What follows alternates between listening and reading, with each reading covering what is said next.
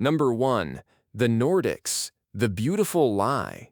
Let's start with the only alien race that wouldn't make you scream. The Nordics look exactly like Scandinavian supermodels. Tall, around 6 to 7 feet, blonde hair, blue eyes, perfect skin. If one sat next to you on a bus, you'd never know. That's the point. According to contactees like George Adamski in the 1950s, these beings come from the Pleiades star cluster, roughly 400 light-years away. Their message? Peace, love, spiritual evolution.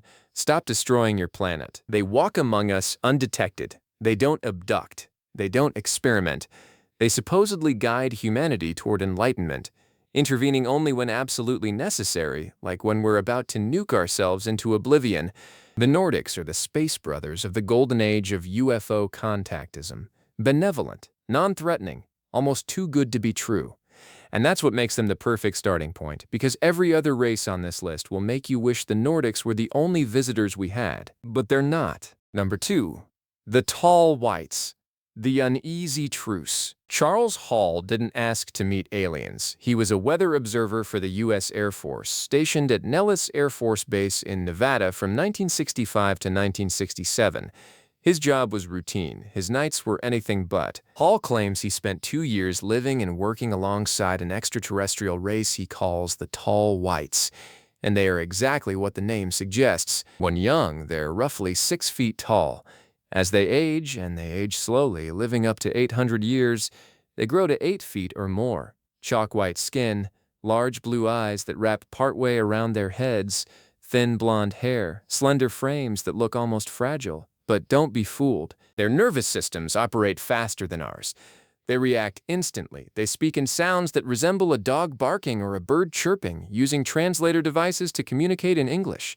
They wear reflective white jumpsuits that allow them to levitate, and they carry wand-like weapons that can stun or kill. Hall describes walking with them, observing their families, watching them venture into Las Vegas wearing sunglasses and makeup, blending into the weirdest city on Earth where nobody asks questions. But the Tall Whites aren't friendly. They're cautious, suspicious, protective.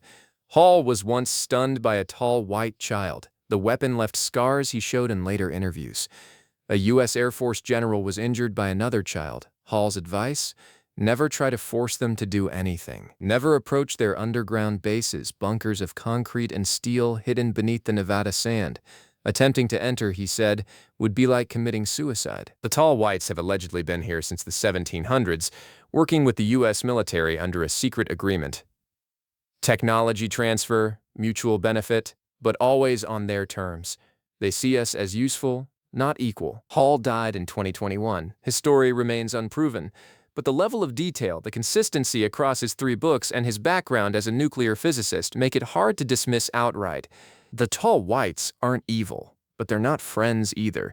They're a reminder that cooperation doesn't mean trust, and things are about to get worse. Number 3, the Greys, the abductors. The Greys are the face of alien abduction. Small, 3 to 5 feet tall.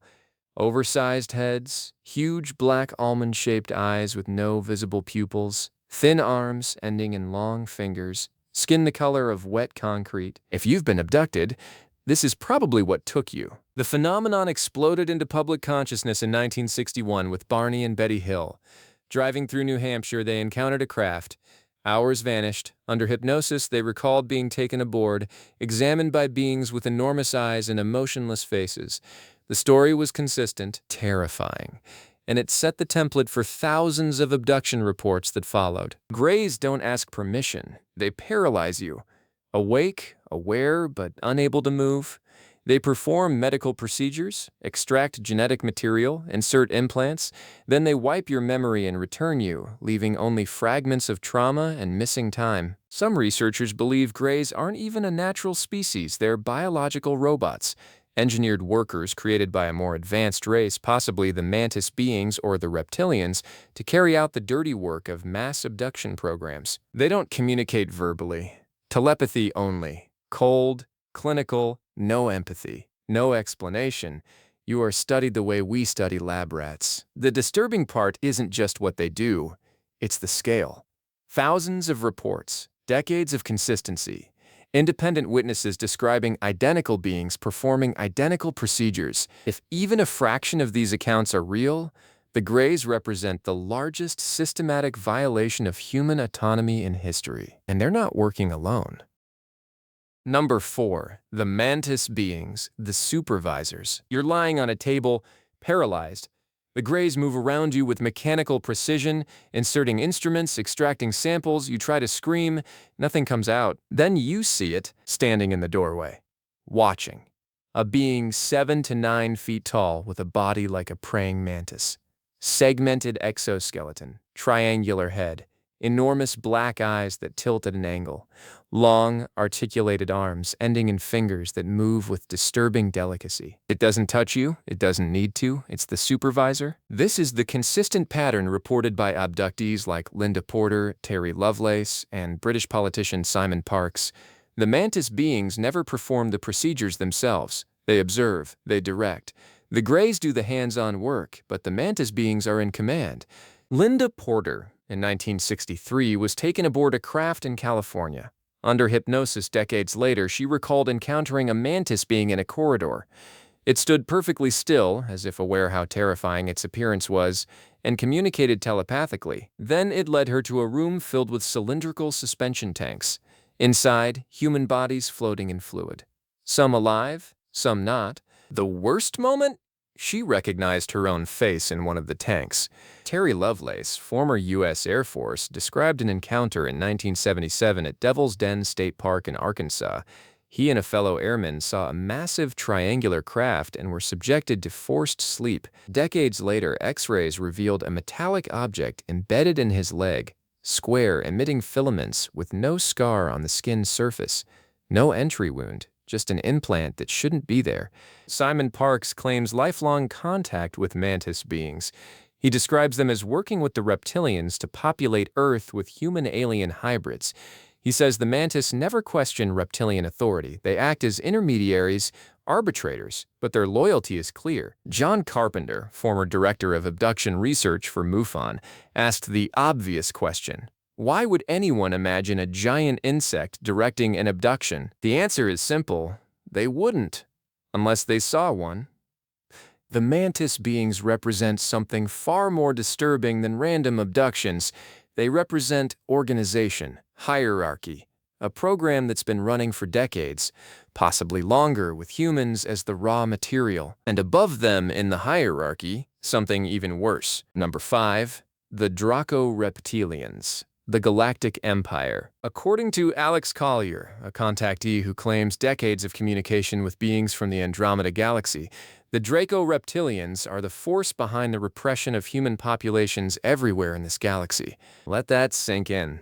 Not just Earth, everywhere. The Draco stand 7 to 9 feet tall. Some, the royal caste called the Shiakar, reach 15 feet, covered in scales ranging from green to brown to bronze, vertical reptilian eyes, sharp teeth, claws. Some have wings. Their civilization operates on rigid hierarchy.